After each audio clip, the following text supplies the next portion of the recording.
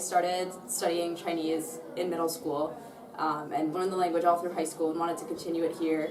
And I decided to make this a major because I really like the strong cultural component and the cultural classes that we take at Northwestern. Chinese as a language, I really loved the language, but there wasn't a lot of opportunity to look beyond just learning grammar and verbs and nouns. And so being in this department meant that I could learn about what does that mean in actions. What does the literature look like? What does the movies look like? I studied everything from ancient Chinese texts to films that came out less than a decade ago. And in doing so, have completely fallen in love with China, with the language, with the history, with the culture.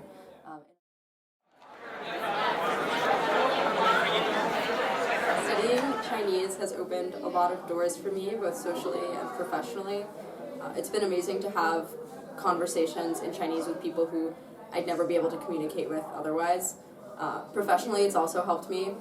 Once I was working at a hospital in New York City, and there was a patient who spoke Chinese and didn't speak any English, and the translator was running late, so they threw me into the exam room to occupy them until then, and that was a really cool way to use my language skills. Opportunities to use the knowledge that I gained through the classes. One of the biggest ways is that I ended up doing a lot of several months of research at Northwestern. First in my junior year as a research assistant on campus for a project that had to do with the emergence of Chinese contemporary art on the international market in 2008. And I would not have been able to do that without my Chinese language knowledge and cultural knowledge. And then when I was a senior, I ended up writing a senior honors thesis to go do research at Harvard in order to look at the way that the Biennale played a role in the emergence of Chinese contemporary art. And the only way I could do that was if I was able to translate a lot of the different exhibition texts and curatorial notes from Chinese back into English. And so my classroom work became a part of my extracurricular work, and also just research that I was doing outside of class that fueled my, my eventual thesis.